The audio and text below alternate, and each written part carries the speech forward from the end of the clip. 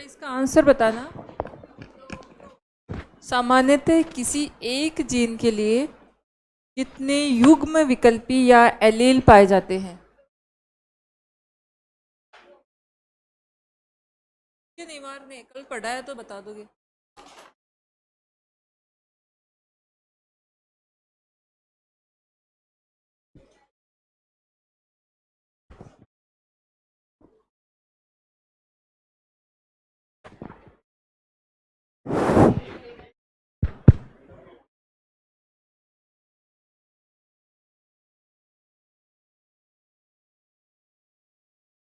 कल पूरी 2 घंटे क्लास में इसके अलावा कुछ पढ़ा था क्या है?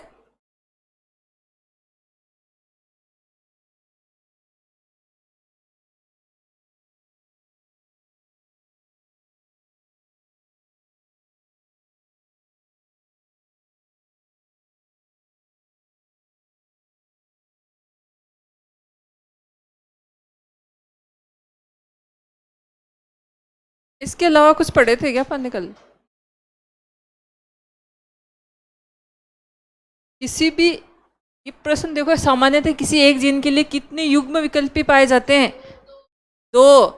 प्रभावी रहे, प्रभावी नहीं पढ़ रहे थे क्या? तो कितने होंगे? 2। कोई 3 बोल रहा है, कोई 1 बोल रहा है, ऐसे नहीं काम चले। उत्तर करो इसका 2। पूरी यही तो पढ़ रहे थे कल, बस थोड़ी सी लैंग्वेज क्या बदलती, थोड़ी सी भी क्या बदली, वही चीज है। इसका आंसर करो 2। भाई कोई एक जीन होगी, या तो उसका प्रभावी रूप होगा या क्या होगा, अप्रभावी। तीसरा तो अपन ने कुछ पढ़ा ही नहीं था।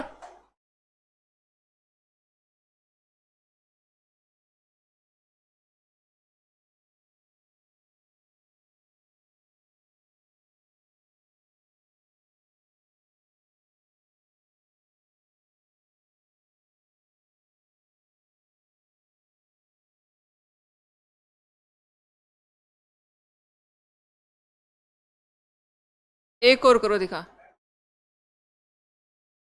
क्वेश्चन बस बाद भी पूछना, पहले पढ़ो थोड़ा। मेंडल ने तो इतनी देर से क्या कर रहे थे? लिखो चलो। सामान्यतः है किसी एक जीन के लिए कितने युग्म विकल्पी पाए जाते हैं? अब तुम डायरेक्ट उत्तर लिख लो 2। ठीक है,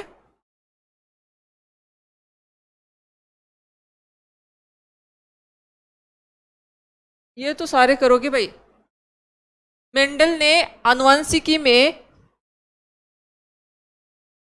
कौन से लक्षण का अध्ययन नहीं किया था?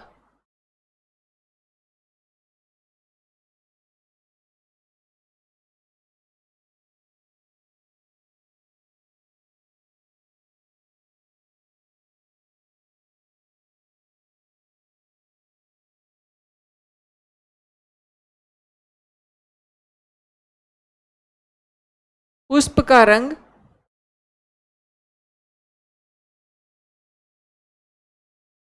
पादप की ऊंचाई,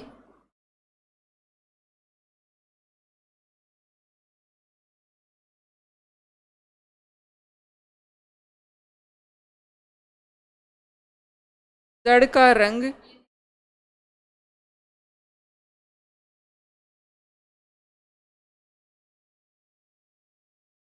पुष्प की स्थिति, पोजिशन ऑफ फ्लावर। हाँ, कौन से का नहीं किया था भाई? जड़ का कोई लेना देना ही नहीं था। उसने पुष्प की बात करी, पादप की लंबाई की बात करी, फली की बात करी और बीज की बात करी थी। और तो कोई बात ही नहीं करी थी, जड़ से, पत्ती से, किसी से रिलेटेड कोई बात नहीं करी थी उसने।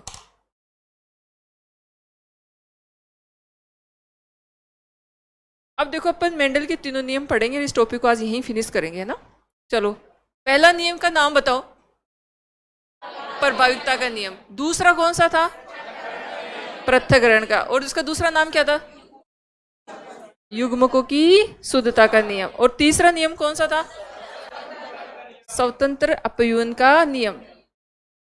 और आनुवांशिकता में जो 3 नियम दिए थे, ये किसने दिए थे? मेंडल ने दिए थे। तो सबसे पहला नियम लिखो, हेडिंग डालो, पृथक्करण का नियम।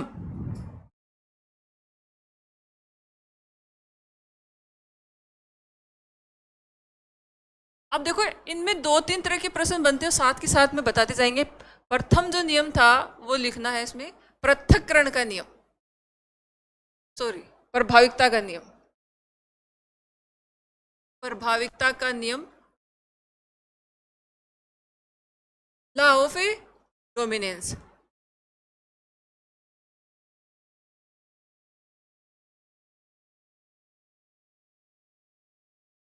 पहला प्रश्न जो एग्जाम में पूछते हैं कि ये किस पे आधारित, जो प्रथम नियम था या कोई सा भी नियम पूछे किस पे आधारित था। जैसे कल परिभाषा पढ़ी थी अपन ने, एक संकर क्रॉस पढ़ा था, द्विसंकर क्रॉस। हाँ, तो ये अब इस पे सबसे पहला प्रश्न ये बनता है कि प्रभाविकता का नियम किस पे आधारित है। तीनों चार ऑप्शन लिखता है, तो आपको आंसर करना एक संकर क्रॉस। अब एक संकर क्रॉस का मतलब क्या होता है? कितने लक्षण का अध्ययन करेगा? एक का ही लक्षण करेगा। चाहे तो लंबाई देख लो, चाहे वो जितने आपने 7 लिखे थे ना, उनमें से कितने का लक्षण, दीनदारी तो लिखना। मेंडल का यह नियम, मेंडल का यह नियम एक संकर क्रॉस पर आधारित है।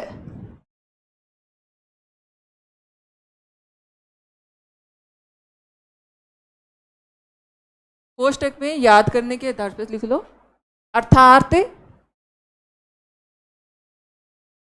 एक लक्षण का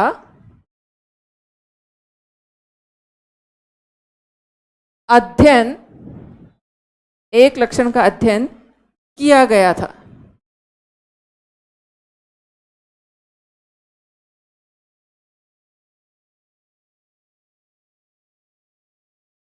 कितने लक्षण का अध्ययन करा था? एक। अब देखो इसके नाम से अभी लिखना किसी को नहीं है, यहाँ पे शब्द क्या दे रखा है? प्रभाविकता का नियम। अब देखो नियम में जो जितने भी अपन तीनों नियम पढ़ेंगे उसमें घूम फिर के ये नाम आएंगे, जीन। अगर जीन को अपन पेयर के रूप में लिख दे, जैसे capital T capital T capital T small T, प्रभावी और अप्रभावी या प्रभावी दो दो के रूप में लिख दे, तो वहां पर अपन इसको क्या बोल देते हैं? इसको युग्म विकल्पी। क्या बोल देते हैं? युग्म विकल्पी बोल देते हैं। तो तीनों नियमों में ये एक तो जीन शब्द काम में आएगा, तो घबराना नहीं है वहां पे। और एक शब्द काम में क्या आएगा? युग्म विकल्पी। अब ये कह रहे हैं कि पहला जो नियम था उसमें जो है, जैसे उसने किसका अध्ययन किया? पहला लक्षण मान लो कि लंबाई का अध्ययन किया। किसका अध्ययन किया? लंबाई। उसने क्या किया? कुछ पौधे तो कैसे लिए? लंबे। कुछ पौधे तो कैसे लिए? लंबे। और कुछ पौधे कैसे लिए? बोने। और उन दोनों पादपों का क्या करवाया उसने? संकरण। क्या करवाया? संकरण। और वो जो पीढ़ी बनी इन दोनों पौधों की, यानी कि कुछ पौधे लंबे लिए थे और कुछ पौधे कैसे लिए थे? बोने। और इन पादपों का जब आपस में संकरण करवाया तो अधिकांश पादप जो कैसे थे? लंबे थे। कैसे थे? लंबे। इसका मतलब यहां पर कौन सी जो जीन है वो ज्यादा आई? लंबेपन की जीन। कौन सी जीन प्रभावी रही? लंबे जीन। और कौन सी जीन जो है अप्रभावी रही? यानी कि एक ही जीन यहाँ पे मुख्य रूप से जो है प्रभावी रहने के कारण इसको क्या कहते हैं? प्रभाविकता का नियम। दो पौधे लिए, कुछ पौधे जो है कैसे थे? बोने। और कुछ कैसे थे? लंबे। दोनों का क्या कराया? और उसके बाद में जो पीढ़ी उसको मिली उसमें अधिकांश पौधे कैसे थे? लंबे। तो इसका मतलब कौन सी जीन प्रभावी है? लंबेपन की। और कौन सी जीन अप्रभावी है? बोनेपन की। इसीलिए इस नियम को क्या कहते हैं? प्रभाविकता का नियम कहा जाता है। तो लिखो इस, थोड़ा सा एक दो लाइन लिखो। ठीक है, मेंडल के इस नियम में, मेंडल के इस नियम में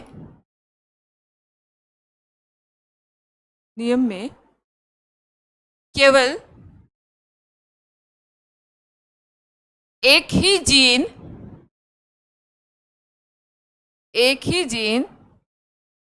अपने लक्षणों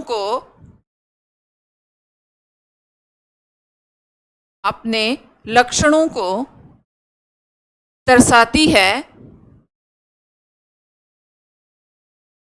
उसे प्रभावी जीन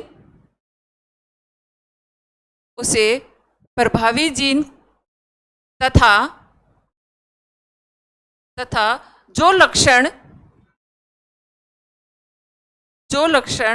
कम दिखाई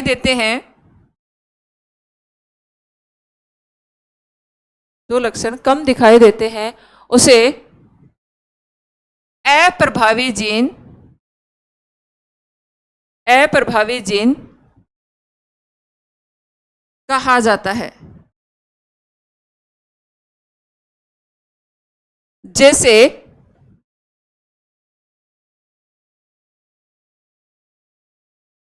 जैसे दो पादप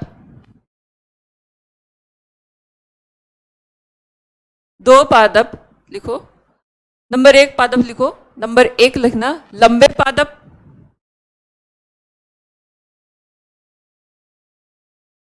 दूसरा लिखना बौने पादप,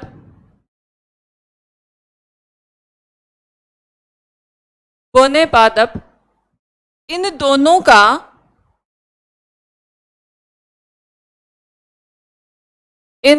का आपस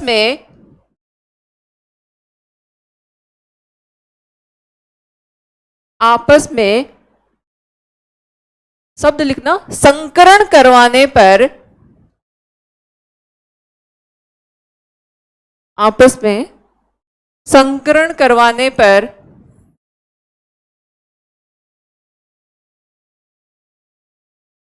सभी पादप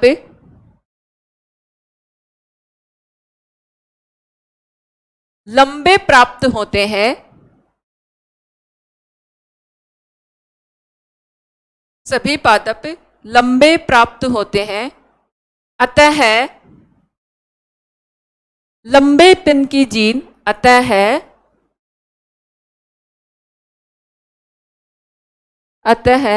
लंबेपन की जीन प्रभावी होने के कारण इसे प्रभाविकता का नियम लॉ ऑफ डोमिनेंस, प्रभाविकता का नियम कहा जाता है।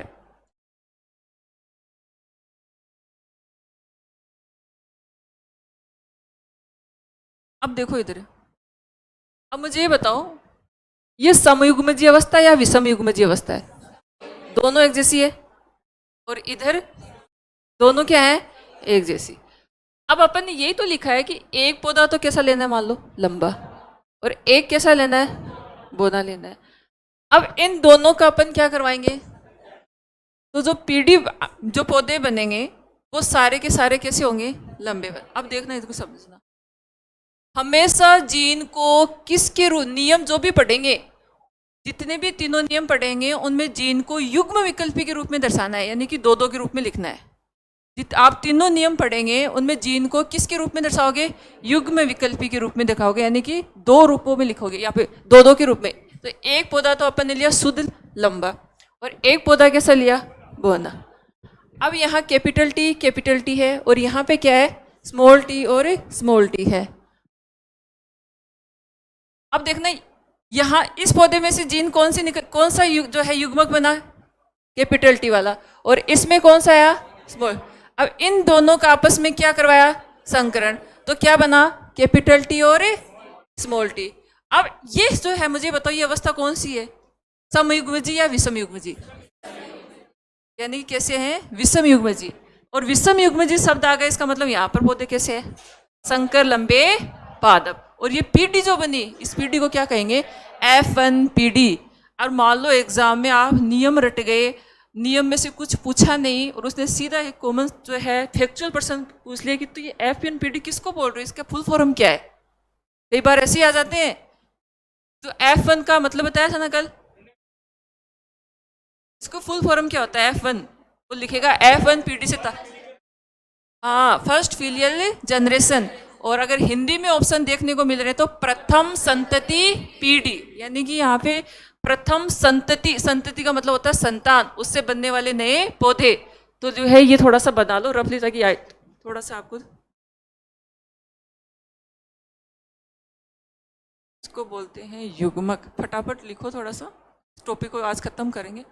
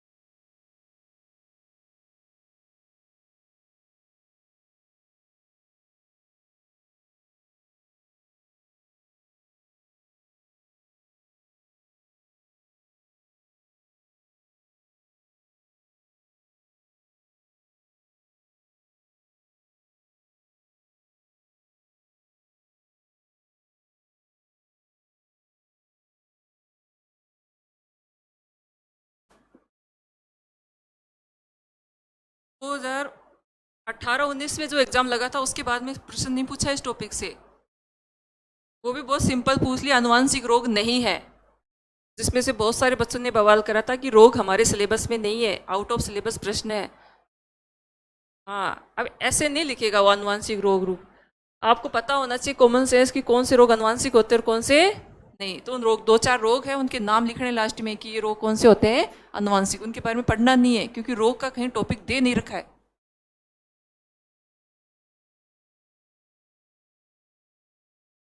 लगातार जो 2018 के बाद जो पेपर हो रहे हैं उसमें से प्रश्न पूछे जा रहे हैं। केमिस्ट्री के 2-3 टॉपिक पकड़ रखे हैं उसने, एक तो अणु और परमाणु है ना, एक रासायनिक अभिक्रिया, एक कार्य और ऊर्जा, ये 4 टॉपिक पकड़ रहे थे पिछले 3 पेपर हुए हैं लगातार, इन्हीं से प्रश्न पूछे। अब उसको पता है कि ये तो बच्चा अच्छे से पढ़ के आएगा क्योंकि हम जो पढ़ाई करते हैं, स्टडी करते हैं, तो पिछले पेपर को, पैटर्न को ध्यान में रखते हैं कि पिछली बार क्या पूछा है, उसको तो हर हाल में याद करके जाते हैं। अब कई बार क्या आता है वो उनमें से तो आता ही नहीं है, होता है ना। अब मुझे बताओ, पारिस्थितिकी तंत्र से प्रश्न आ रहे हैं कि नहीं आ रहे? पहले पेपर में आ रहे हैं पारिस्थितिकी तंत्र, इकोसिस्टम से। अब सिलेबस में उठा के देखो कि पारिस्थितिक तंत्र है कहाँ। पिरामिड, ऊर्जा का पिरामिड कैसा बनता है, भार का कैसा बनता है, पारिस्थितिकी तंत्र से प्रश्न हर बार पूछा जा रहा है, जिसको तुम या तो जियोग्राफी में मान लेते हो या साइंस में मान लेते हो। अब यह है कि वो प्रश्न आ कहाँ से रहा है कि पारिस्थितिकी तंत्र तो कहीं भी अलग से लिखा हुआ ही नहीं है। लिखा हुआ नहीं तो क्या, पर्यावरण में देखो आपके टॉपिक दे रखा है जैव विविधता, उसमें आपको पारिस्थितिकी तंत्र का भी कॉन्सेप्ट पढ़ना होता है, वहां से प्रश्न उठा रहा है वो, हर बार पूछा जा रहा है पारिस्थितिकी तंत्र से प्रश्न।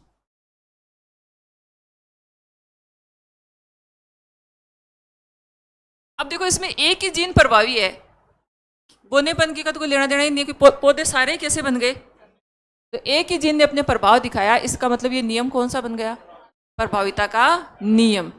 अब देखो ये है, ये याद रखना थोड़ा सा, समयुग्मजी अवस्था कौन सी होती है, विषम युग्मजी अवस्था क्या होती है, ये थोड़ा आपको याद रखना है। अब दूसरा नियम पढ़ेंगे अपन। देखो 2 ही प्रश्न बनते हैं पहले नियम से, एक तो किस पे आधारित है, एक संकर क्रॉस पे, यानी कि एक के लक्षण का अध्ययन किया था। दूसरा प्रश्न ये बनता है कि प्रभाविता के नियम में जो पादप बने थे संकरण पे, वो कैसे बने थे, F1 पीढ़ी में जो पौधे बने थे वो कैसे बने थे, संकलन। ये 2 ही प्रश्न बनते हैं, तीसरा इसमें बनता नहीं है। दूसरा नियम लिखो। दूसरा नियम क्या था भाई, पृथक्करण का नियम, सारे संकर लंबे, संकर लंबे सारे ही लंबे बनेंगे इसमें, संकर लंबे सारे।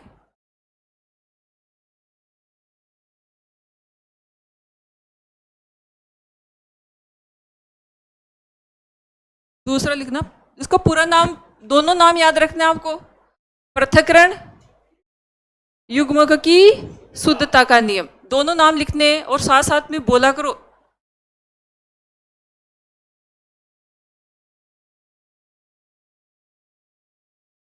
अब इसमें भी जो है सेम पहला प्रश्न तो वही बनता है कि ये नियम किस पे आधारित है, एक संकर क्रॉस पे, द्विसंकर क्रॉस पे, या त्रिसंकर क्रॉस पे, या बहुसंकर क्रॉस पे। पहला प्रश्न तो वो कॉमन ही चलेगा तीनों नियम, ये पहला प्रश्न तो तीनों नियम पढ़ेंगे उसमें जो है कॉमन ही चलेगा। तो ये भी एक संकर क्रॉस पे आधारित था, अर्थात इसमें भी कितने लक्षण का अध्ययन किया था, एक का। तो लिखो इसमें मेंडल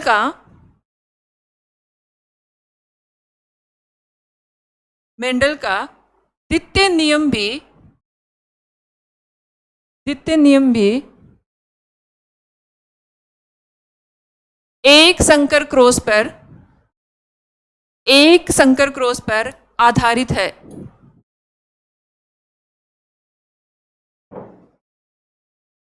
एक संकर क्रॉस पर आधारित है।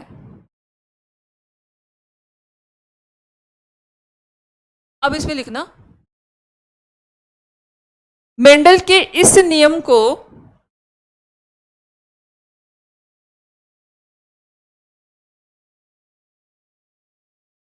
पृथक्करण का नियम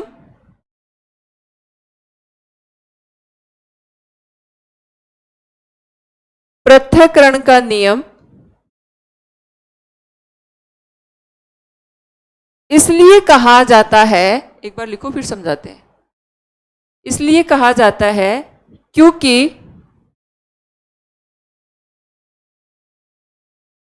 क्योंकि शब्द लिखना, युग्मक बनते समय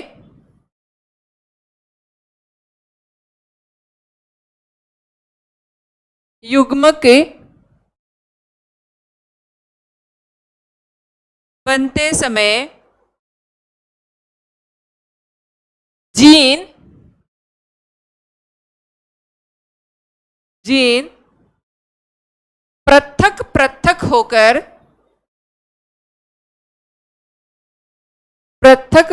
होकर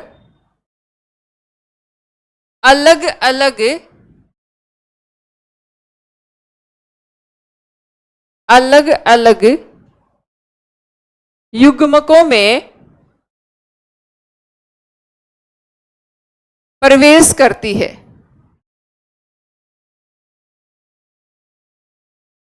अलग अलग युग्मकों में प्रवेश करती है। अतः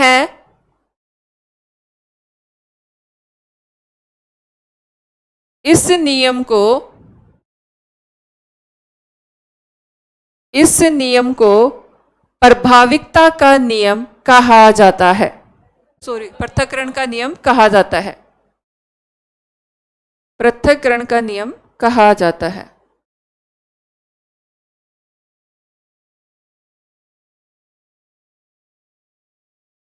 अब थोड़ा समझते हैं। अभी पहला नियम पढ़ा था ना आपने, उसमें सारे पौधे कैसे बने थे, संकर लंबे, और संकर लंबे जो पौधे बने थे उसको किससे लिख रहे थे, कैपिटल टी और स्मॉल टी से।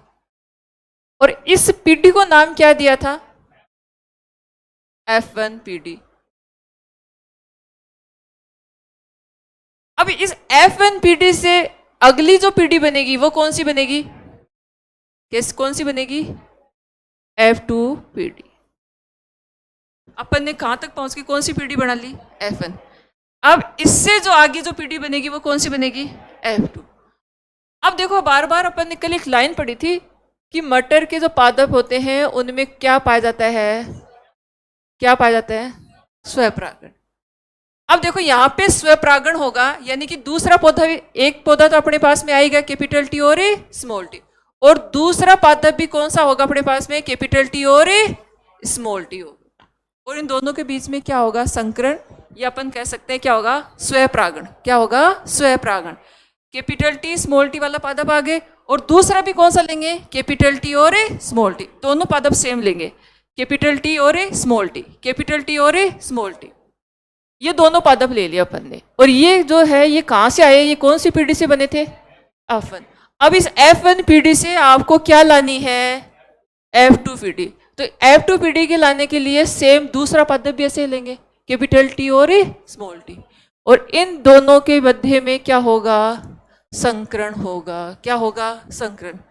अब देखो capital T small T, capital T और स्मॉल टी, ये दोनों पादप ले लिए। अब एक बहुत आसान सा मेथड है कि इधर भी दो तरह के युग्मक बनेंगे। कौन कौन से दो तरह के युग्मक बनेंगे, थोड़ा समझना है इसको ना। हाँ, पहला पादप लिया कैपिटल टी और स्मॉल टी, और दूसरा भी कौन सा लिया। अब इसमें दो तरह के जीन बनेंगे, एक तो एक युग्मक बनेगा उसमें तो कौन सी जीन जाएगी, और दूसरा जो युग्मक बनेगा उसमें कौन जाएगी, स्मॉल टी। इधर भी सेम कहानी है, दो तरह के युग्मक बनेंगे, एक में कौन सी जीन जाएगी और दूसरी में कौन सी जाएगी, स्मॉल टी।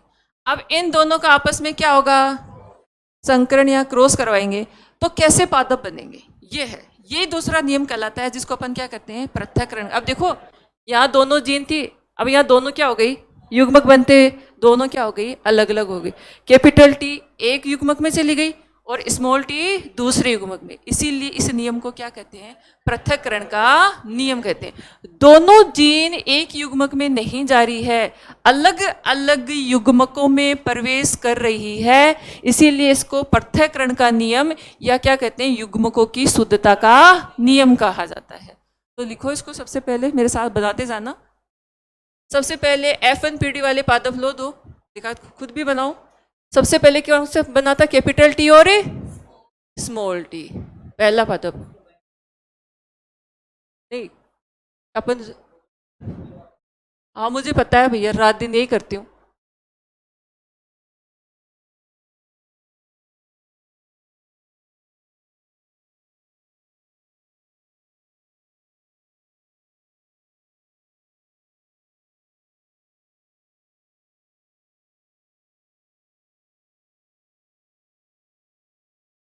अब इन दोनों से क्या बनाने हैं आपको, युग्मक। क्या बनाने हैं, युग्मक।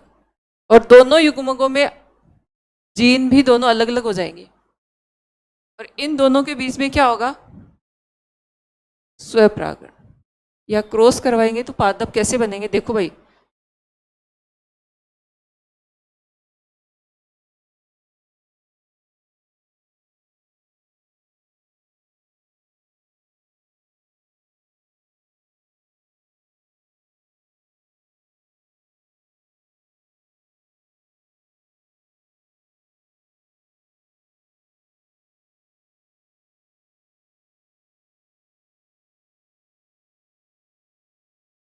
और ऐसे अगर नहीं हो रहा है तो इस तरीके से बना लो, टेबल बना लो।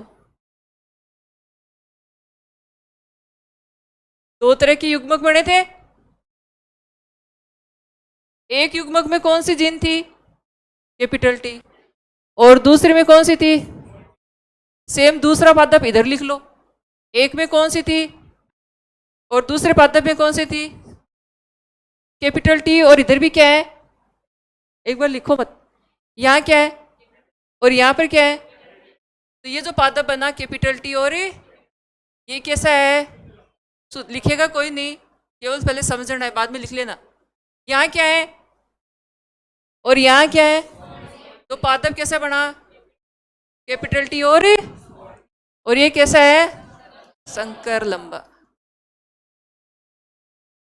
यहाँ क्या है और यहाँ क्या है, कैपिटल टी और कैसा पादप, संकर लंबा पादप।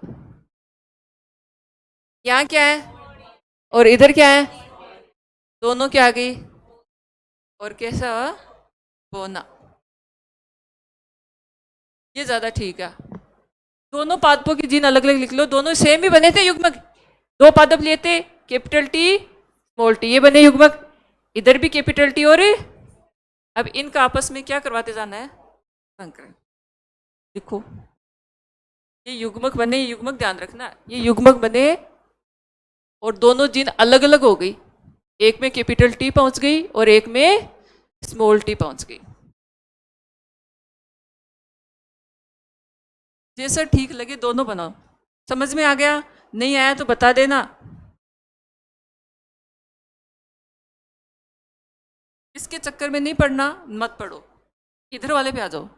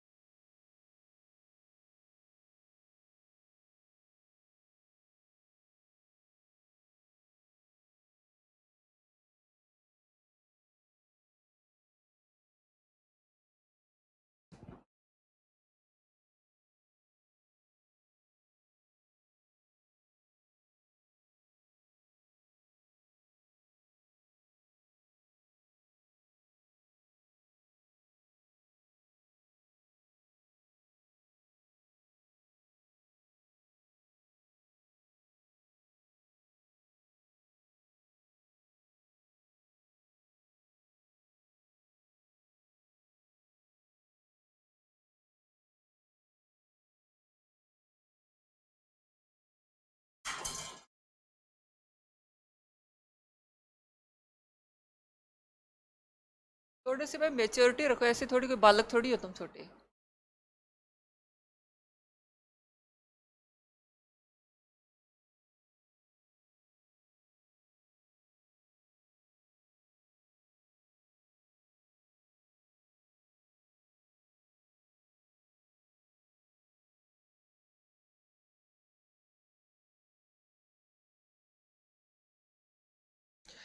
गिनती के 3 महीने बचे हैं, थोड़ा सा कंसंट्रेट होकर पढ़ो। कोई गिर रहा है, पढ़ रहा है, उसके बारे में सोचो।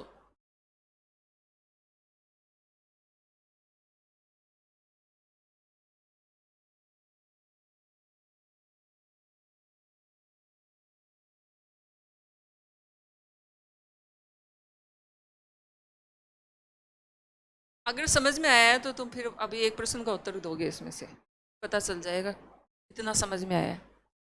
कल अपन ने 2 परिभाषाएं पढ़ी थी, समजीनी और समलिक्षणी।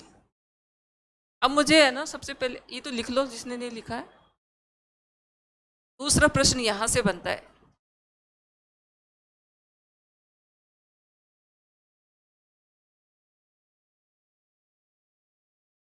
अब इस टेबल को देख करके या इसको देख के ये मुझे बताओ, इसका समलक्षणी अनुपात बताओ। जिसको समलक्षणी की परिभाषा याद है, समझा है, वो तो बता देगा। समलक्षणी अनुपात,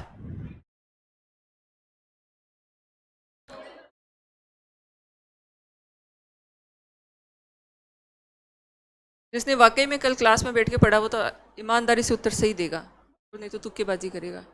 समलक्षणी पादप को बाहर से देख करके,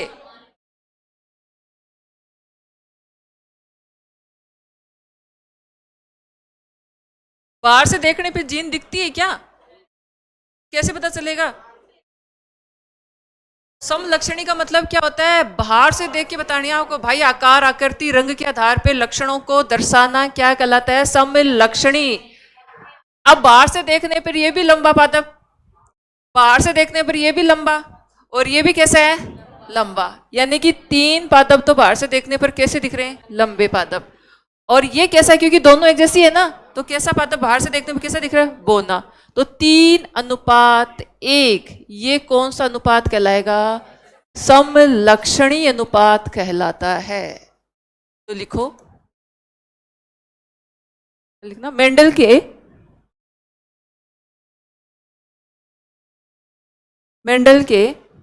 पृथक्करण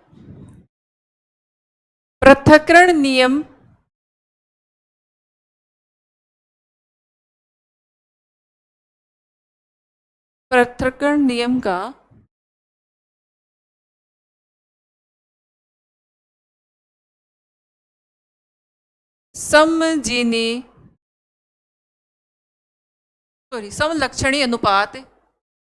समलक्षणी अनुपात कितना लिखोगे भाई?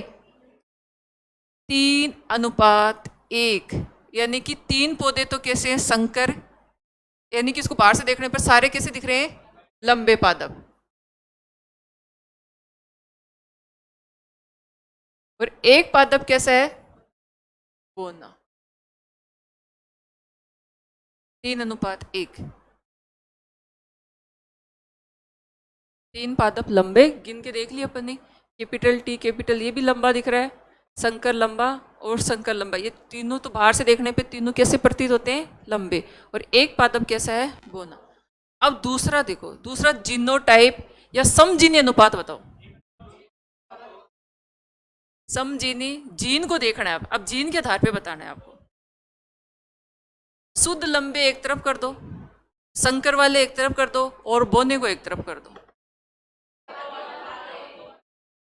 शुद्ध लंबा कितना है, और संकर लंबे कितने, 2, और बोना कितना है, तो 1:2:1 क्या होता है, समजीनी अनुपात। तो लिखना समजीनी अनुपात।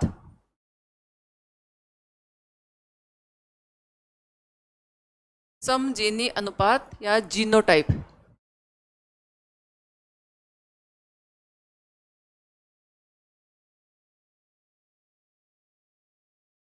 जीनोटाइप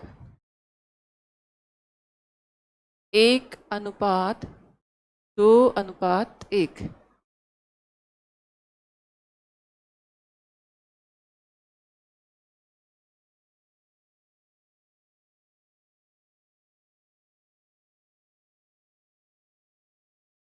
दो पादप कैसे थे, संकर लंबे, और ये कैसा था, बोना पादप।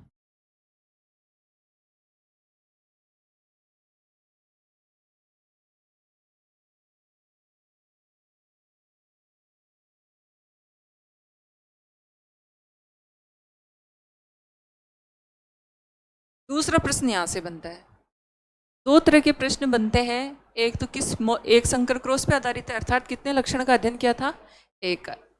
दूसरा प्रश्न ये पूछता है जीनोटाइप और फिनोटाइप, यानी कि समजीनी अनुपात और समलक्षणी अनुपात।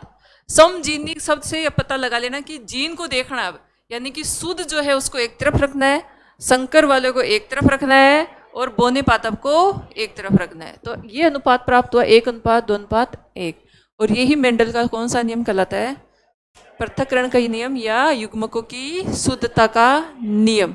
और ये जो पादप बने ये कहलाते हैं F2PD के। कौन से पादप कहलाते हैं, और F2 का फुल फॉर्म क्या होता है, हाँ, जनरेशन। और ये कौन से नियम से बनी, कहाँ से आई है, प्रथम नियम से, फर्स्ट नियम से आई। कहाँ से आई, फर्स्ट नियम से, प्रभाविता के नियम से आई। अब नियम नंबर 3, स्वतंत्र अपव्यूहन का नियम।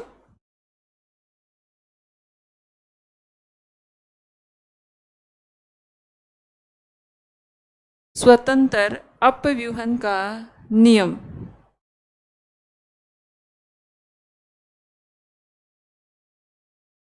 अब इसमें भी सेम वही बनेगा, पहला प्रश्न है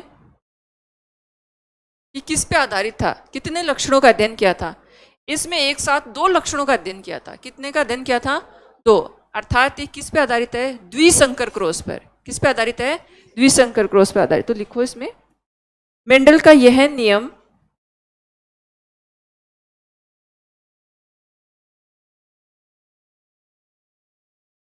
मेंडल का यह नियम द्विसंकर क्रॉस पर आधारित है। अंडरलाइन कर लेना द्विसंकर को, पहले 2 1 पे थे, ये 2 पे है। द्विसंकर क्रॉस पे आधारित है,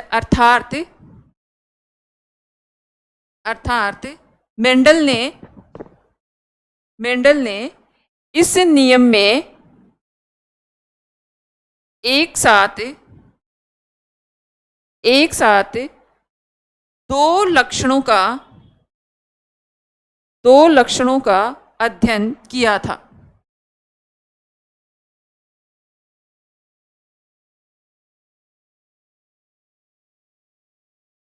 अब देखो सीधी सी बात है, कल अपन ने एक टेबल बनाई थी, कितने लक्षण लिखे थे, 7।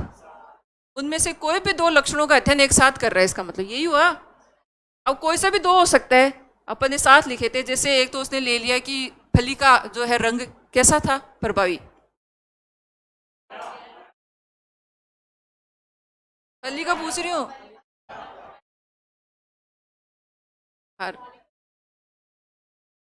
आप देखो, इधर वाले कुछ और बोल रहे हैं, कुछ और बोल रहे हैं। हाँ हाँ। और बीज कैसे थे, कैसे रंग के थे? पीले थे। अब देखो, दो लक्षण ले, जैसे मैं यहाँ लिख रही हूँ कैपिटल वाई और कैपिटल वाई, कैपिटल आर और कैपिटल आर। इसका मतलब यहां जो बीज है वो कैसे है भाई? गोल बीज। कैसे हैं? गोल। तो एक लक्षण तो बीज का आकार हो गया, एक लक्षण तो कैसे हो गया? बीज का आकार। और दूसरा लक्षण कैपिटल वाई और कैपिटल वाई है, तो क्या हुआ? बीज का रंग। तो ये दो लक्षण हो गए ना, एक तो बीज का आकार और एक बीज का रंग। या दो इसका अपोजिट भी कर सकता है, या इसका अपोजिट भी कर सकता है। जैसे एक दूसरा ले ले, पुष्प की स्थिति, एक लक्षण ये ले ले, और दूसरा ये ले ले पुष्प का रंग। इस तरीके से कोई भी दो लक्षण उठा ले, तो इसका मतलब ये कौन से नियम की बात करता है? स्वतंत्र अपव्ययन का नियम। तो लिखो, जैसे अभी समझ में आएगा लिखना। जैसे मेंडल ने इस नियम में एक साथ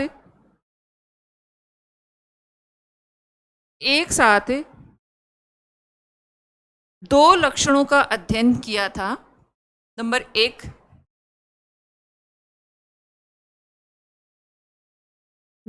करके लिखना।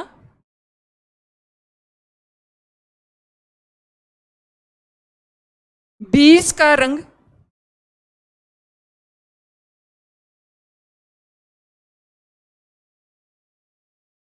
बीज का रंग। और नंबर 2 करके लिखना, बीज का आकार।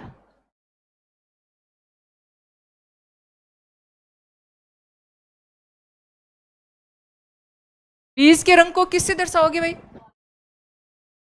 कैपिटल वाई से। और हमेशा दो बार लिखना है, युग्म विकल्पी के रूप में लिखना है। तो ये तो क्या है? बीज का रंग। बीज का रंग प्रभावी लक्षण क्या था? पीला।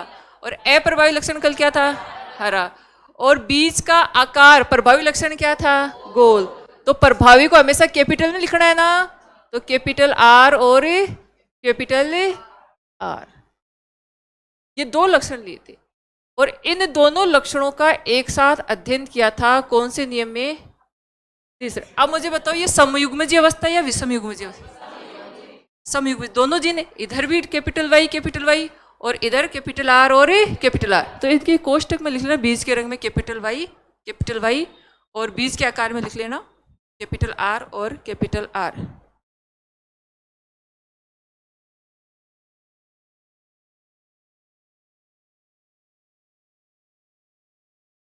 अब इसमें लिखो, इसको स्वतंत्र अपव्ययन का नियम क्यों कहते हैं? फटाफट लिखो, फिर समझाते हैं। लिखना, इस नियम को स्वतंत्र अपव्यूहन का नियम इसलिए कहा जाता है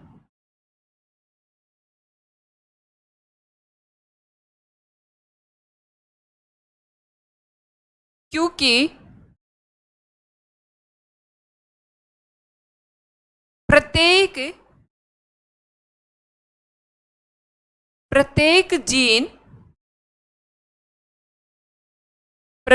जीन अगली पीढ़ी में पहुंचकर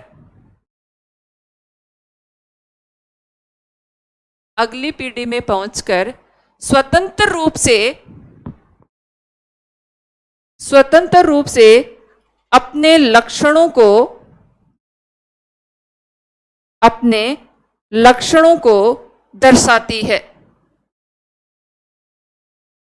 अपने लक्षणों को दर्शाती है तथा इस नियम में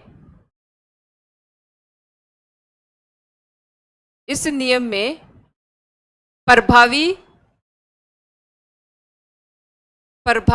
तथा कुछ अप्रभावी लक्षण भी, कुछ अप्रभावी लक्षण भी उत्पन्न होते हैं।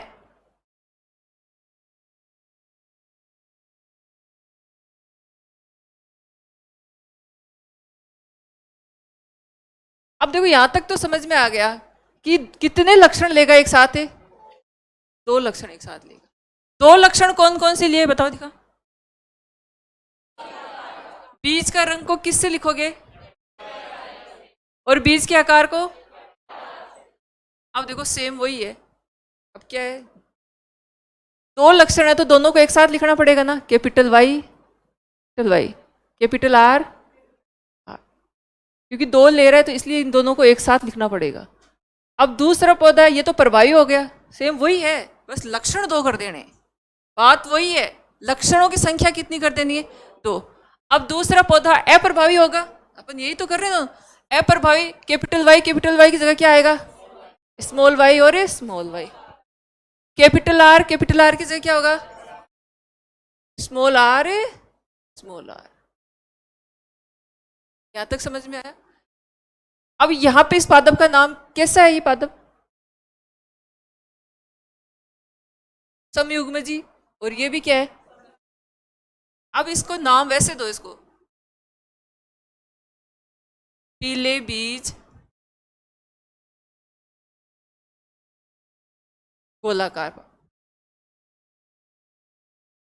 गोलाकार बीज युक्त। उधर क्या लिखोगे,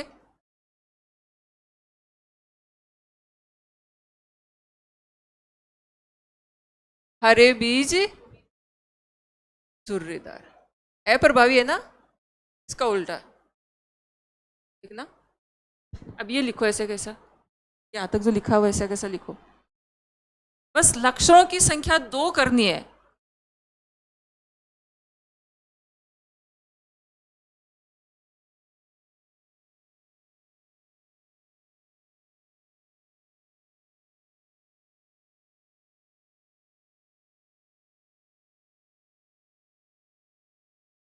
दोनों लक्षणों को एक साथ लिखते हुए जाना है।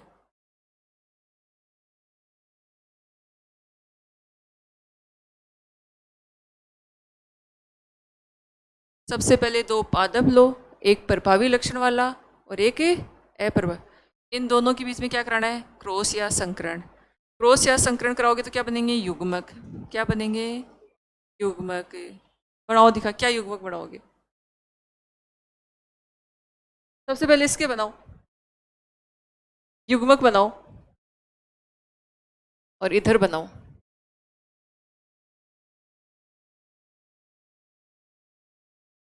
यहां 2 बार वही है ना, तो 2 बार की जगह कितनी बार लिखेंगे, 1 बार। यहां 2 बार कैपिटल आर है तो कितनी बार लिखेंगे, 1 बार, तो कैपिटल आर। एक तो ये युग्मक आया बनकर। इधर 2 बार स्मॉल वाई है तो 1 बार स्मॉल वाई, 2 बार स्मॉल आर है तो 1 बार एक युग्मक, ये बन गया। समझ में आया, लिखो यहां तक।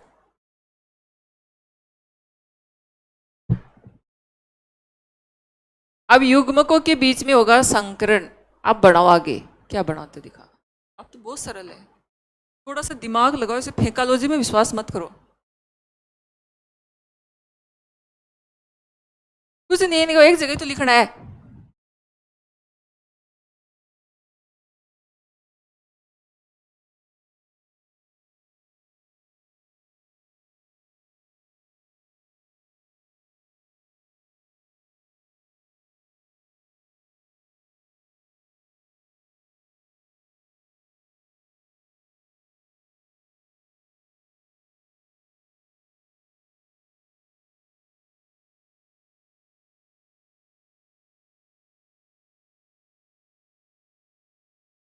एक साथ जोड़ के लिखना है, capital Y small Y, capital R small R. हाँ, एक साथ लिख दो। एक साथ लिखोगे तो क्या आएगा, यहाँ पे लिख रही हूँ मैं, capital Y small Y, capital R small R. नीचे एरो का निशान करके ये लिखो, capital Y capital R small R, कुछ नहीं किया है, एक साथ जोड़ के लिख दिया।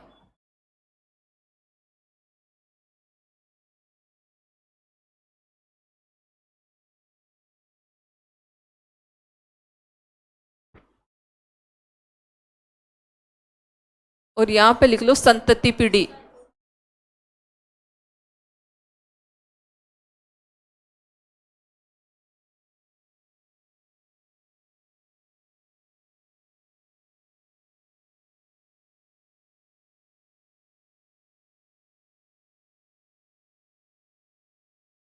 सबसे पहले दो लक्षणों वाले पादप लेने, कैपिटल वाई और capital R, small Y small R, दो लक्षण। इनसे सबसे पहले क्या बनाने, युग्मक। क्या बनाने, युग्मक। तो 2 बार वाई है तो एक बार लिख देंगे, 2 बार लिखने की कोई जरूरत नहीं है। 2 बार कैपिटल आर है तो एक बार, एक युग्मक तो ये बन गया। सेम इधर भी यही कहानी है, एक बार क्या आ जाएगा स्मॉल वाई और एक बार क्या आ जाएगा स्मॉल आर। अब इन दोनों के बीच में क्रॉस करवाने पर क्या बना, capital Y small Y capital R और स्मॉल आर। इसको क्या कहते हैं, संतति पीढ़ी। इंपॉर्टेंट पॉइंट करके लिखना। मेंडल के स्वतंत्र अपव्यूहन के नियम में, स्वतंत्र अपव्यूहन के नियम में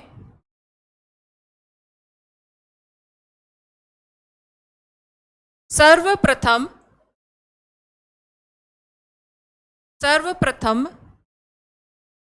प्राप्त होने वाले पादप, प्राप्त होने वाले पादप, ये लिखना capital Y small Y capital R और स्मॉल आर, इसको अंडरलाइन करो, जीन युक्त होते हैं, जीन युक्त होते हैं तथा इन्हें संतति पीढ़ी भी कहा जाता है।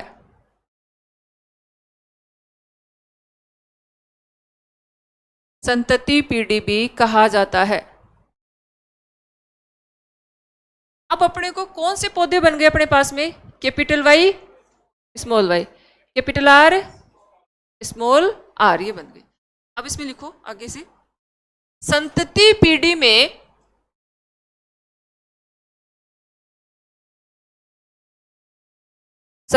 पीढ़ी में स्वपरागण, और अंडरलाइन कर लेना, स्वपरागण की प्रक्रिया होती है, स्वपरागण की प्रक्रिया होती है तथा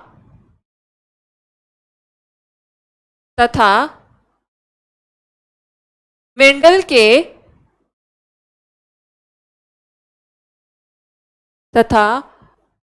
के तीसरे नियम के पादप,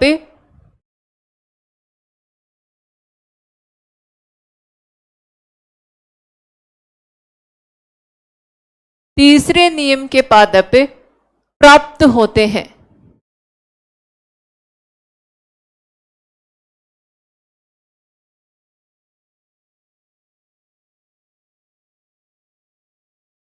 इस नियम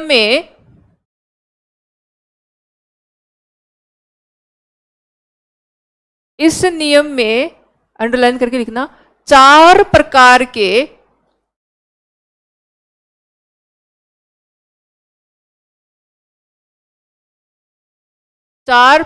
के युग्मकों का,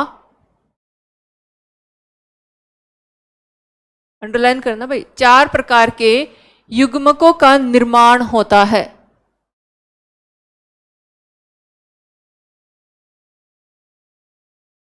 अब थोड़ा समझना इसको, यहां तक तो समझ में आ गया।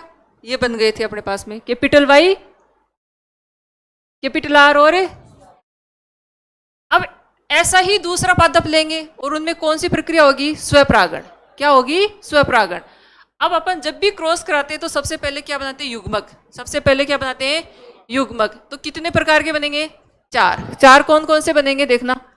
इस कैपिटल वाई का यहां क्या है? कैपिटल वाई, और इसका किससे होगा? कैपिटल आर से। तो क्या बना? कैपिटल वाई और कैपिटल आर। कैपिटल वाई का किससे क्रॉस करवाया? तो कैपिटल वाई और स्मॉल आर। इस वाई का तो काम खत्म हो गया।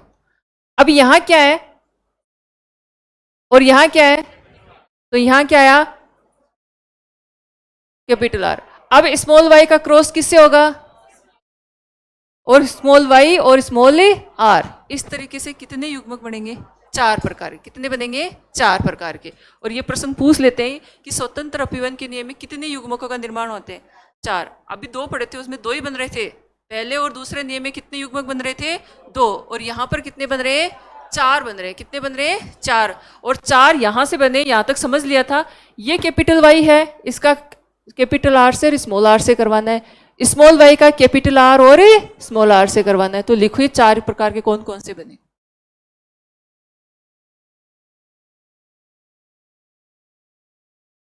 थोड़ा सा समझ लो, ऐसे इतना नहीं है।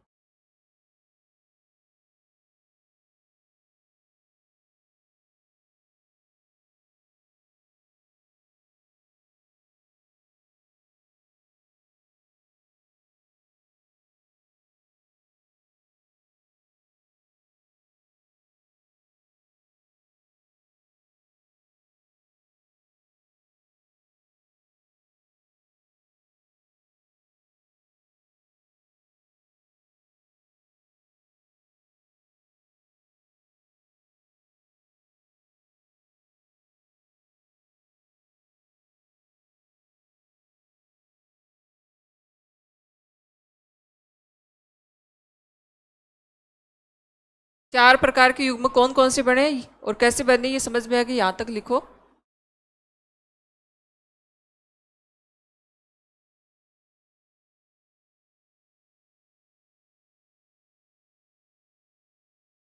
अब इन युग्मकों का क्या होगा?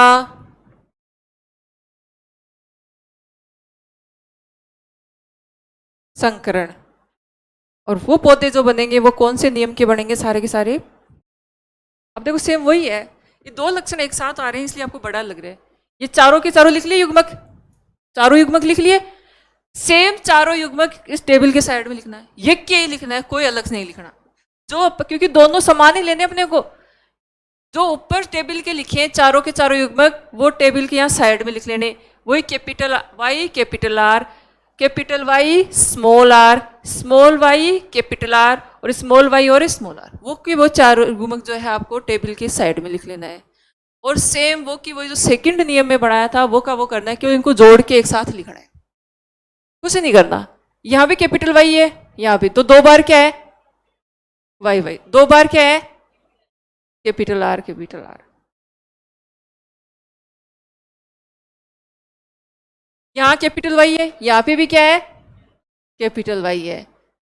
कैपिटल आर है और यहाँ क्या है? तो कैपिटल आर है स्मॉल। एक बार समझ लो फिर खुद बढ़ाना पूरी को। यहाँ कैपिटल वाई है और यहाँ क्या है? Capital Y small Y. अब यहाँ क्या है? तो यहाँ क्या है? कैपिटल आर, और यहाँ पर भी क्या है? Capital are. अब यहाँ पे क्या है? कैपिटल वाई, और इधर क्या है? Small Y. और उधर क्या है? कैपिटल आर, और इधर क्या है? दोनों को एक साथ जोड़ के लिखना है। वाई वाई को एक साथ लिख दो ताकि समझने में दिक्कत नहीं हो, और आर आर को एक साथ में लिख दो ताकि अपने को ये पता चल जाए कि पादप कैसा है। अब इसको पूरी को कंप्लीट कर लो। कर लोगे या दोबारा समझाऊं? कुछ नहीं है, जोड़ के लिखना है। सेम टेबल के ऊपर चार युग्मक लिखे हैं, सेम टू सेम वो के वो साइड में लिखने हैं, और इन दोनों को आपस में जोड़ते जाके लिखना है। वाई वाई को एक जगह रख दो और आर आर को एक जगह जाए। स्मॉल आर वहाँ स्मॉल लिखना है, कैपिटल आर वहाँ कैपिटल लिखना है, यही ध्यान रखना। और इस टेबल को पूरा फटाफट कर लो और मुझे बताना गिन के कि कितने पादप बन रहे हैं।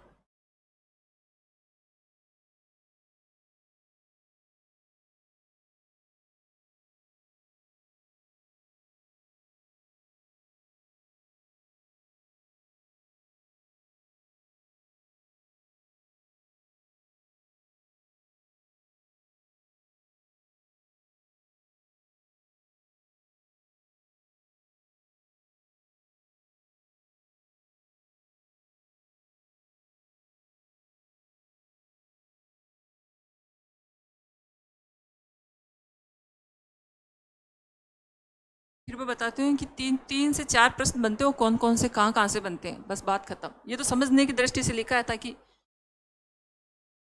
याद नहीं रहे तो समझा हुआ ध्यान में रहे। और ये केवल मात्र 10th क्लास की बुक में लिखा हुआ, ये भी नहीं है कि कोई 12वीं का है, कोई बीएससी का है। 10th क्लास के बच्चे पढ़ रहे हैं।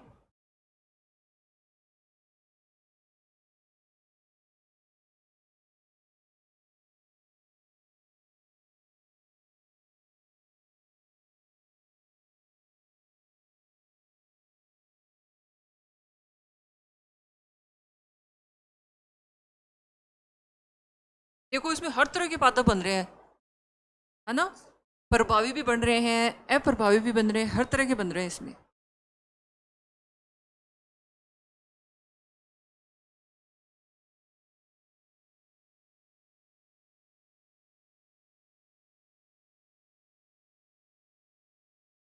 वाई वाई को एक जगह कर लो और आर को एक जगह कर लो, बस इससे क्या आसानी रहेगी। कुछ नहीं करना। जो युग्मक ऊपर है वही यहाँ टेबल के पास में है। दोनों को जोड़ के लिखना है, बस कुछ भी नहीं है। कितने बने देखा, गिनो टेबल में कितने पादप बने। 16। चलो थोड़ी सी हिम्मत करो, वो समलक्षणी अनुपात बताओ। समझनी नहीं पूछ रही, समझनी तो बहुत बड़ा हो जाएगा। समलक्षणी, इनके नाम लिखो, कौन सा पादप कैसा बना है, इसके नीचे हिंदी में छोटा छोटा लिखो, जब फटाफट बता दोगे गिन के कौन सा पादप कैसा बना है। अब capital Y, capital Y, capital R, capital I, इसका मतलब पीले गोल। ये क्या है, ये क्या है, गोलाकार। और ये क्या है, झूरीदार कैसे होगा। झूरीदार तो दोनों स्मॉल आर होगा ना, जहां पे वहां होगा कैपिटल वाई। और ये भी कैसा है, पीला। और ये कैसा है, गोलाकार। कैपिटल वाई और स्मॉल वाई कैसा है, ये पीला। और ये कैसा है, गोलाकार। जब दोनों स्मॉल हो जाए लेटर, वहां पे जैसे दोनों स्मॉल आर आ रहा है, वहां झुर्रीदार हो जाएगा बीच। दोनों स्मॉल वाई आ रहा है, वहां जो है कैसा हो जाएगा, हरा। पीले की जगह कैसा हो जाएगा, हरा। जहां पे दोनों स्मॉल वाई आ रहा है वहां पे क्या हो जाएगा, हरा। जहां पे दोनों स्मॉल आर आ रहे हैं वहां पर क्या हो जाएगा, झुर्रीदार।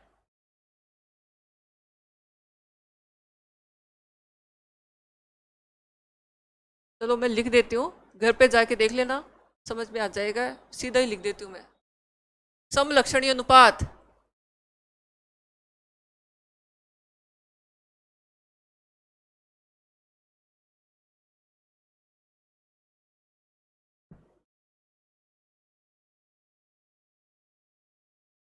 क्या होगा भाई समलक्षणी अनुपात, 9:3:1।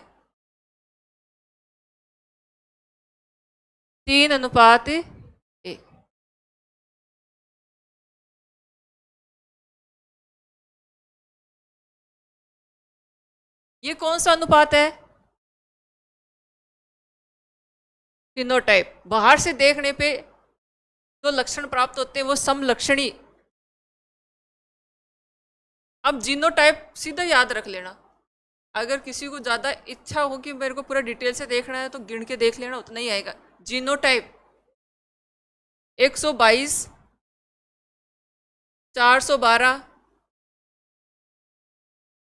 और 121। ये लो, याद कर लो। और किसी को देखना है कि कैसे, तो आपको बता दिया मैंने तरीका। लक्षणों को देखना है और जीन को देखना है। लक्षणों को देखोगे तो सम लक्षणीय अनुपात आ जाएगा, और जीन प्रारूप को देखोगे तो कौन सा प्रारूप आ जाएगा, फिनोटाइप।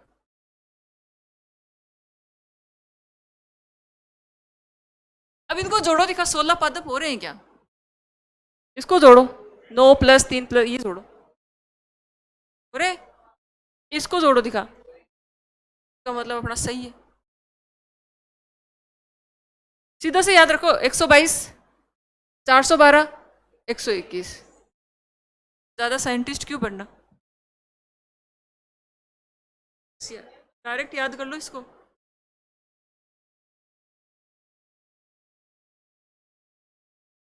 हम्म।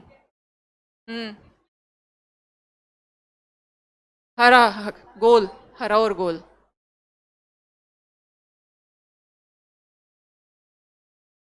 ये 3 नियम दिए थे मेंडल ने। 3 प्रश्न बनते हैं इसमें, ले दे के 3 प्रश्न किस पे आधारित, द्विसंकर क्रॉस पे। यानी कि कितने लक्षणों का अध्ययन किया था एक साथ में।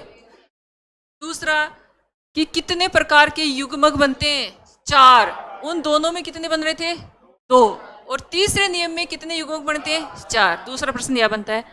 तीसरा जो प्रश्न बनता है वो समजीनी और समलक्षणी, फिनोटाइप और जीनोटाइप अनुपात पूछ सकता है। 9:3:3:3:1। इसको फिनोटाइप या क्या कहते हैं, समलक्षणी अनुपात। और जीनोटाइप क्या है, एक बार और बोलो। बस। अभी दूसरा जो नियम पढ़ा था उसमें समलक्षणी अनुपात क्या था, 3:1।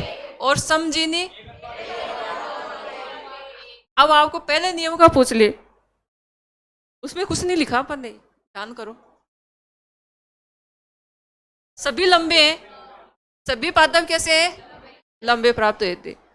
तो उसमें अगर पूछ ले तो ये अनुपात के चक्कर में मत पड़ जाना, वहां पे ये लिखे वो एग्जाम में आपको कंफ्यूज करने के लिए।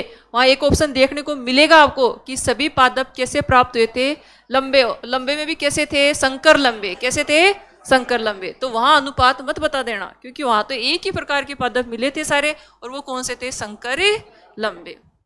ये याद रखना, इन 2 नियमों में अनुपात चलता है, पहले नियमों में अनुपात ही नहीं है, क्योंकि पौधा ही एक ही तरह का बना था, सारे के सारे कैसे बनते, लंबे बने थे। अब देखो ये 3 नियम जो है ये होते हैं आपके कंप्लीट, ये होती है अनुवांशिकता कंप्लीट। अब थोड़ी सी जो है इंपॉर्टेंट 2-4 चीज़ें लिखवा देती हूँ, जो एग्जाम में जैसे 2016-18 का, 17 का पेपर हुआ था, 15-16 का, उसमें अनुवांशिक कौन सा रोग नहीं है, तो 2-4 रोग के नाम लिख लो, रोग है नहीं सिलेबस में। लिखो, इंपॉर्टेंट पॉइंट नंबर 1 लिखना, इंपॉर्टेंट पॉइंट नंबर 1, मनुष्य में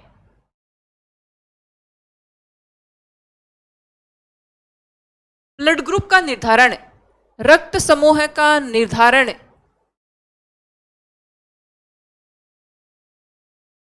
ब्लड ग्रुप का निर्धारण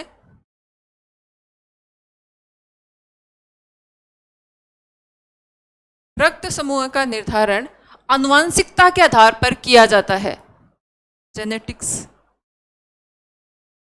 आनुवंशिकता के आधार पर किया जाता है। अर्थात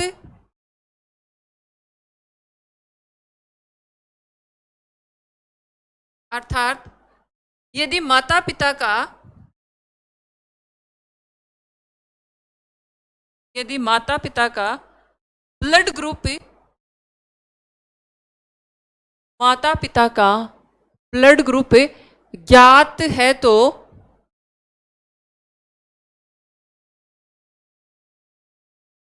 संतान का, संतान का ब्लड ग्रुप, संतान का ब्लड ग्रुप निर्धारित होता है।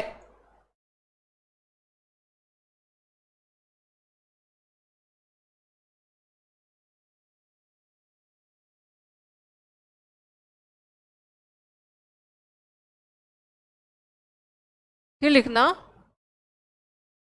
आनुवंशिकता के आधार पर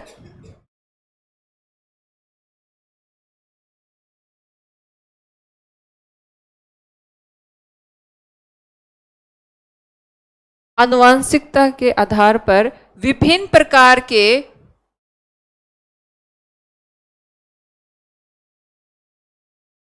विभिन्न प्रकार के आनुवंशिक रोगों का,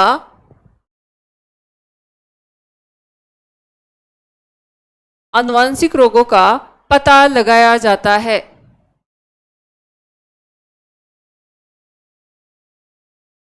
जैसे हीमोफीलिया, हीमोफीलिया, वर्णांधता,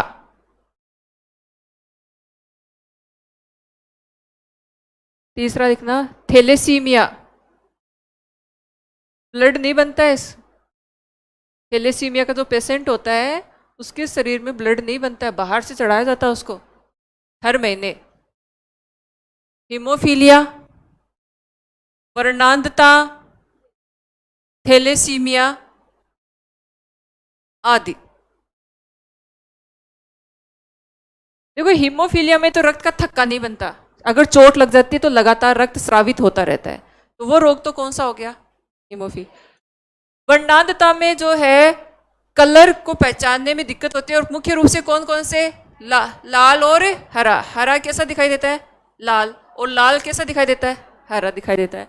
और थैलेसीमिया में शरीर में ब्लड नहीं बनता है, हर महीने रोगी को बाहर से ब्लड दिया जाता है, वो रोग कौन सा है, थैलेसीमिया। और ये आनुवंशिक रोग है। कौन से रोग है, यदि माता पिता में है तो उसके किसी न किसी संतान में अवश्य रूप में रोग उपस्थित होगा, या उपस्थित, या उसकी कोई सी भी जनरेशन में जरूर दिखेगा ये रोग, क्योंकि आनुवंशिक रोग एक पीढ़ी से दूसरी पीढ़ी में क्या होते हैं, स्थानांतरित होते हैं।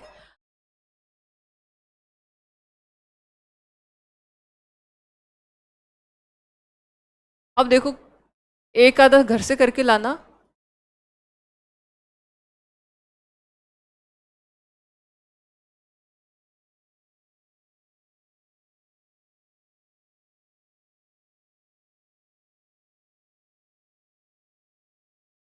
समलक्षणी अनुपात निकाल के लाना इसका, और समझिनी। ये क्यों लिखवा रहे हैं इसका पता लग जाएगा, ये आपको खुद को करके लाना है, मैं तो बताऊंगी, फिर नहीं करके लाओगे तो। Capital T, small T.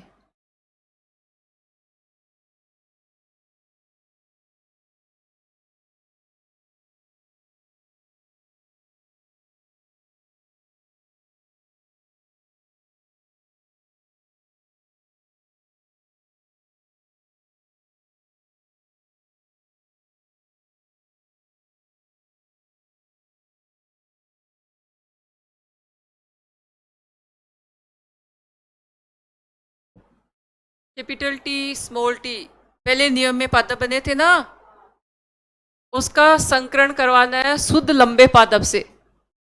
दोनों कैपिटल टी है ना, तो पादप कैसा है, शुद्ध लंबा। तो किस तरह के तो पादप प्राप्त होंगे, वो टेबल बना लेना युग्मक बना के, और उनका क्या बताना है, और समझिए।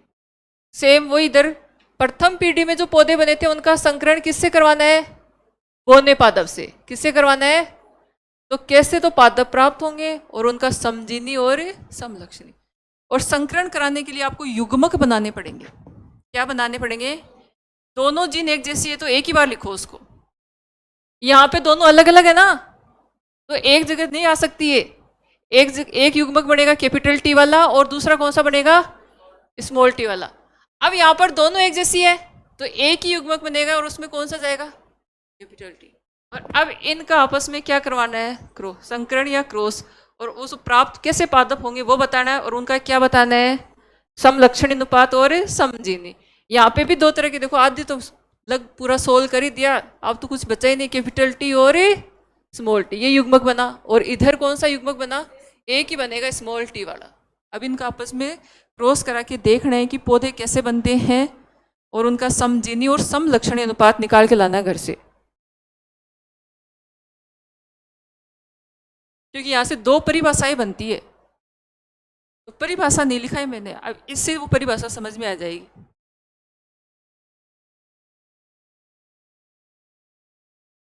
कर लोगे ना, कोशिश करना, जैसा भी हो, गलत सही कोशिश करना।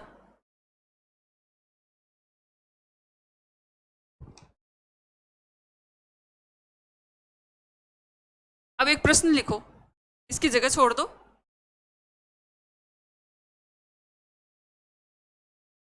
एक सब प्रश्न लिखो, आनुवांशिकता के आधार पर, आनुवांशिकता के आधार पर निर्धारण किया जाता है, आनुवांशिकता के आधार पर निर्धारण किया जाता है।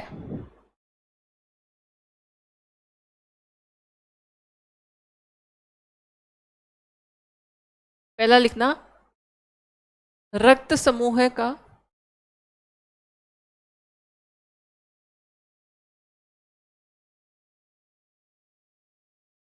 रक्त समूह का, और कोष्टक में लिखना एबीओ रक्त समूह है।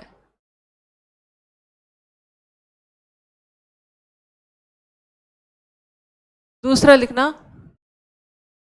आरएच फैक्टर का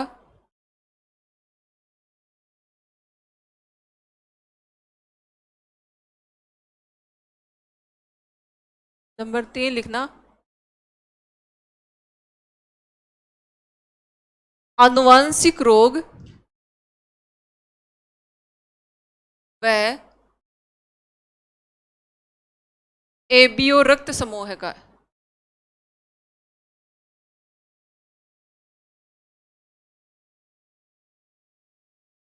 और नंबर 4 लिखना, आनुवांशिक रोग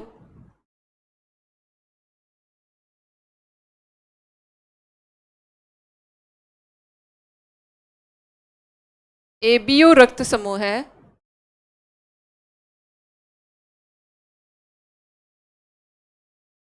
व आरएच फैक्टर का।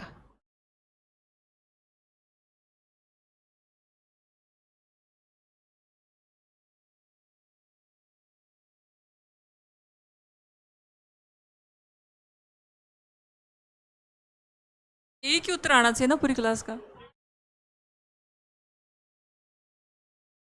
कोई सी बोल रहा है, दो ही उत्तर आ रहे हैं, सी और डी।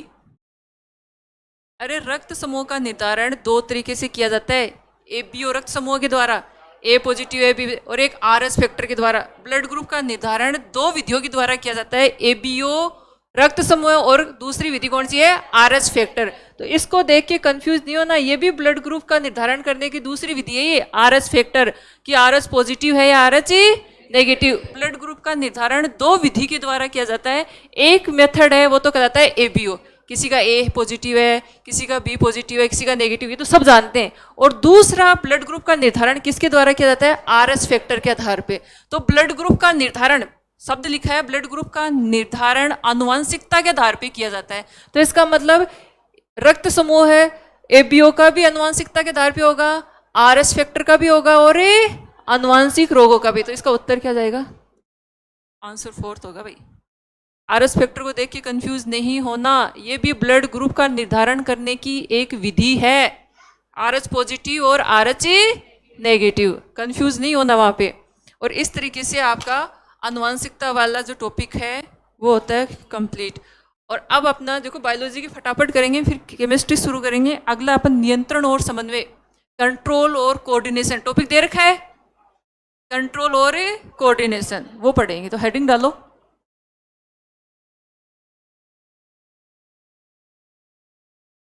कंट्रोल और कोऑर्डिनेशन। आप हिंदी में क्या बोलते हो, नियंत्रण एवं समझ। आप सुन रहे हो, समझ रहे हो और लिख रहे हो, इसका मतलब नियंत्रण और समन्वय की स्थिति में हो। कंट्रोल और कोऑर्डिनेशन बना हुआ है आप में। और ये काम कौन कर रहा है भाई, आप समझ भी रहे हो, लिख भी रहे हो, सुन भी रहे हो, मतलब आप संतुलन की स्थिति में। ये काम कौन कर रहा है, ब्रेन। ब्रेन किसका पार्ट है, तंत्रिका तंत्र का, नर्वस सिस्टम का। तो इसमें और जो अपने शरीर में संतुलन कौन स्थापित करता है, एक तो तंत्रिका तंत्र हो गया, उस तंत्रिका तंत्र में क्या आता है, ब्रेन आता है। और कौन है जो अपने अंदर जो है संतुलन स्थापित करके रखता है, वो होता है अंतःस्रावी तंत्र। रासायनिक रूप से जो अपने शरीर में संतुलन बना के रखता है वो है अंतःस्रावी तंत्र। और उनसे क्या स्रावित होते हैं, हार्मोन्स। क्या स्रावित होते हैं, हार्मोन्स। और वो रासायनिक रूप से क्या स्थापित करते हैं, शरीर में संतुलन। यानी कि बेसिकली कंट्रोल और कोऑर्डिनेशन में दो चीजें पढ़नी, एक तो तंत्रिका तंत्र और प्लस रासायनिक रूप से कौन स्थापित करता है, अंतःस्रावी ग्रंथियों के द्वारा स्रावित हार्मोन। ये दोनों मिलकर बॉडी के अंदर क्या स्थापित करते हैं? कंट्रोल और कोऑर्डिनेशन। अब पर्सन पूछते हैं सीधा सीधा, शरीर में नियंत्रण और समन्वय नियंत्रण स्थापित किया जाता है, ये करके आ जाते हैं सारे, क्योंकि ये पहले नंबर पे लिखता है वो। इसके साथ में ये भी होगा उस ऑप्शन में, देखना, रासायनिक रूप से या तो अंतःस्रावी ग्रंथियां लिखेगा या उनसे स्रावित होने वाले हार्मोन। इसलिए जल्दबाजी में प्रश्न को जो है ओवर कॉन्फिडेंट की, तो मेरे को 100% आता है, पता चले कि एक ऑप्शन ये भी था, उसमें दोनों थे, तो ये है इसका आंसर होगा कि शरीर में नियंत्रण और समन्वय दोनों तंत्र करते हैं, अंतःस्रावी तंत्र द्वारा स्रावित हार्मोन और तंत्रिका तंत्र।